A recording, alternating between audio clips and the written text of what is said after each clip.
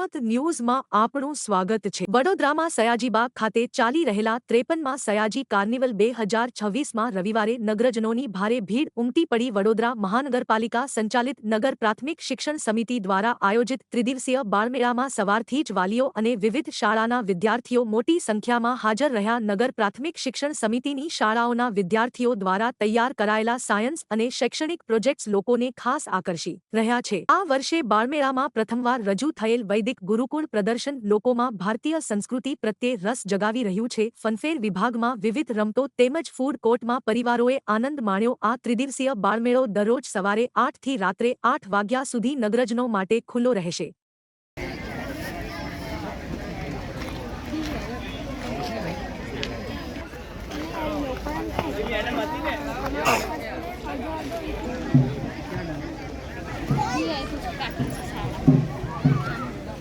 વડોદરા મહાનગરપાલિકા સંચાલિત નગર પ્રાથમિક શિક્ષણ સમિતિના સયાજી કાર્નિવલનો ખૂબ દબદબાભેર 23 તારીખે શુભારંભ થયો।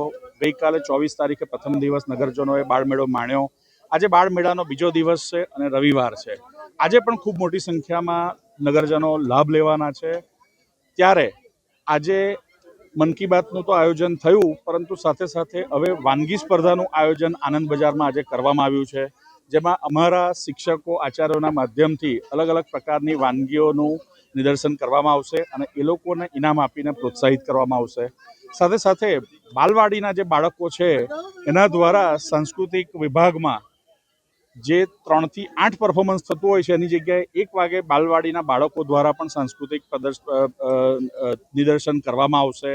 આમ કુલ મળીને બાળમેળો વધુને વધુ રોચક બનતો જશે।